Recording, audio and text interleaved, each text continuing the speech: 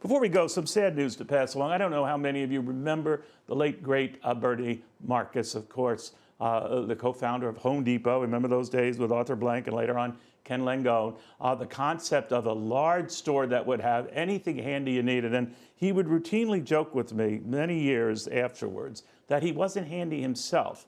In fact, some of the smartest minds at work weren't handy either. But the concept was brilliant. A one-stop shop that he couldn't find much financing for when he came up with it in the height of a recession in the 1970s. But he was optimistic that it would catch on. It did. What also stood out about what Bernie Marcus created with Home Depot was the first time a company would share the wealth with individual workers of all types, from the lowest hourly worker all the way up to the store managers. And there got to be many stores.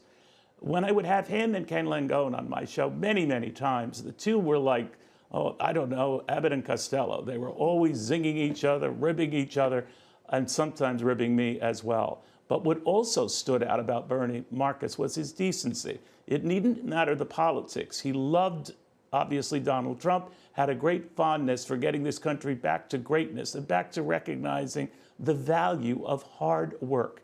That, he said, was something that transcended politics. Democrats loved him, Republicans loved him, and of course, a lot of people who made a lot of money with him, well, they really loved him. But what I loved over the years talking to him was his down-to-earth style and decency. Take a look.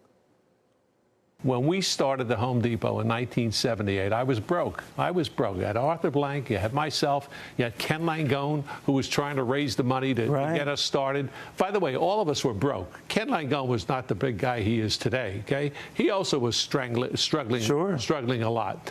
And we got together. And the concept seemed silly at the time. Well, I remember that, right? Not only the concept, people were really betting against us. Sure. Because who was going to go into these gigantic stores and have these great assortments, et cetera, et cetera. On top of that, have qualified people who were going to teach you how to use a product. It's stupid. It was really dumb as could be. I used to spend my time outside the store. When people would leave, I'd say, what didn't you find? And they'd say, well, you didn't have such and such. I'd say, give me your address. I'll have it at your house tomorrow or tonight. And I would run out to a competitor, buy it, knock the price down by a third. Incredible. And then put it back in the store. Make sure the store had it at that price. Listen, when you start a business, this Home Depot is probably the poster child for capitalism. It happened in a pretty difficult economic period. Interest rates were 21%. Right. And the worst. So you can. So why did you choose then to do this? Because they got fired. I understand that. He didn't choose. It was fate. Ken Langone, who co-founded with you, he says you're not at all handy. Well, Ken Langone has a big mouth, I want to tell you. My father was a wonderful cabinet maker.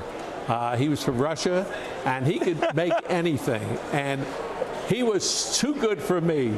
Whenever I tried to help him, he would say, please, I'll do it myself. Arthur Blank and Bernie Marcus, who've made billions from their original commitment to this home supply concern, they've been giving it back year after year, but nothing like what we saw today, committing $40 million between them, $20 million apiece, to help veterans dealing with stress. This treatment has the way of staying with them. It's great to treat them, and then afterwards they go back to their old problems. It resurrects itself. We follow these people very carefully over a period of time to make sure they don't slip. This has been going on since 2001, and nobody has come up with a real program that's successful. And I think that this is one of the first ones that really shows success. Did they say, Bernie, we really need an aquarium? Nobody asked me for an aquarium. So why? I just decided to do it. You like fish? No, I'm Jewish. And we believe in tzedakah, which means you give back. You give back. And I am so absolutely... I'm Italian-Irish. We believe in just keeping everything. Well, I know that. And when we bury you, we'll put the pot right on your chest. Listen, Neil, I give away a lot of money. You know, my foundation gives away millions every year, and I'm going to be broke one of these days, and I'll be right where you are. Hey, not so bad. Bernie Marcus, that comment he made about building an aquarium in Atlanta, Georgia. I don't know if you've ever gone to that aquarium. It is now arguably one of the world's greatest aquariums, but it was in Atlanta, Georgia, some of the real famous ones, you know, like in Miami, Florida, or in San Diego, or even Boston, are near water. This is nowhere near water. But he said, you know, I really think Atlanta is due a big aquarium. And it was big, all right. And it is considered one of the busiest touristed aquariums on the planet. And as for that famous image of the three of them, he and Arthur Blank and Ken Langone in those orange work aprons, he famously said of his colleague and friend Ken Langone, I had to teach Ken which side the apron had to be tied. Funny till the end. And the end, sadly, today. Gone at 95 years old, Bernie Marcus, one of the greatest business leaders I have ever known.